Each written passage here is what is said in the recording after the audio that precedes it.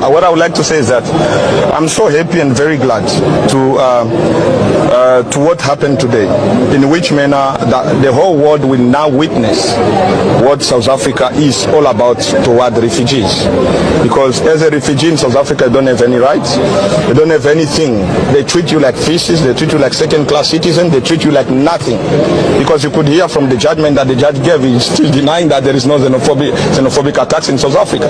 But we have a lot of people that are there, their husband has been killed.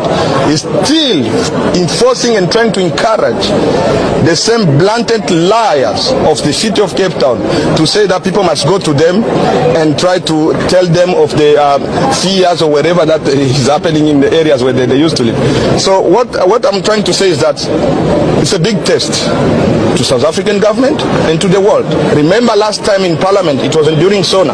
People fought there, they wanted to chase away F.W. de Klerk and say, citing that he's also, he has committed crime against humanity. But what is xenophobic killings, which we call xenophobic massacre of refugees? Isn't a crime against humanity, but he's still denying it. That's a judge of the High Court. He's saying there is no such kind of thing that shows that people are in danger. Or xenophobia, he did not agree with that. You understand what I'm saying? But Mr. Balloos, yeah. Judge Tulare did make it very clear that yes, while you are protected by the South African Constitution, you need to abide by the rules and regulations of the country, and therefore you must uphold the municipal bylaws. Yes, talking about that means he doesn't care about people being killed. If I ask him, can he show me any South African that has been burning refugees alive, looting their stuff, who has been convicted in any court of law in South Africa? That's the question to ask. But poor refugees, vulnerable refugees, is taking advantage of them because he's a judge, he's a South African. That's nonsense when he's talking to abide with the law and whatever. That's nonsense. What about his life when he's killed? He doesn't care because he's not his brother. They don't come from the same mother or same father. You understand? So to me, it's nonsense that he was talking. I'm sorry to say that.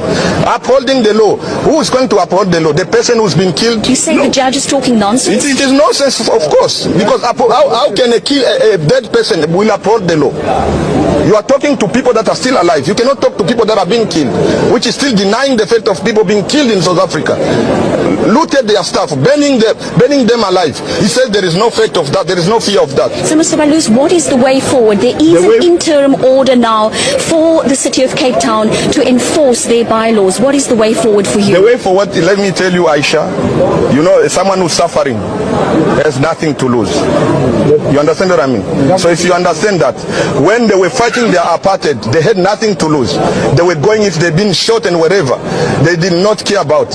And us as well, we have nothing to lose here because we are suffering. If you die, it means they are giving you rest, enough rest, so they can do whatever they want. And if they want to kill, let them come and kill. There are children and women that are sleeping outside.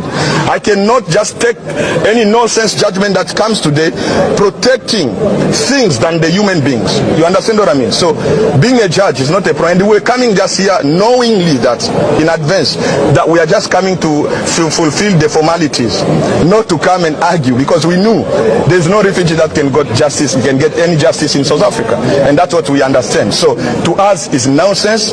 If they want to kill, let them come and kill those people because they have nowhere to go. It's sending them back where they used to be. Did he buy them any house where they send them back? That's the question he should ask himself as a judge. You understand what I mean?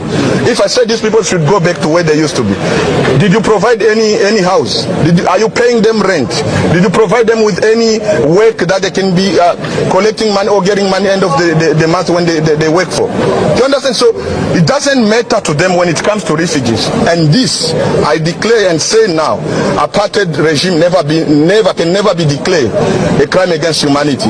If this xenophobia cannot be declared a crime against humanity, that means apartheid never been a crime against humanity. They were just crying for nonsense, for waste of time, for lying outside that they were being killed.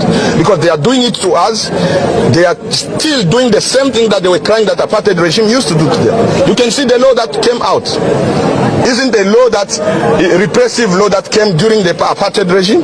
That's the same. So I don't see any difference. If the United Nations Security Council is there to judge, they must also consider these xenophobic killings of refugees and everyone that has been involved, even the judges. Remember in Rwanda genocide, even if you were just a stakeholder, you are being held accountable. Even South Africans will have to succumb, will have to undergo the same process that people are going through.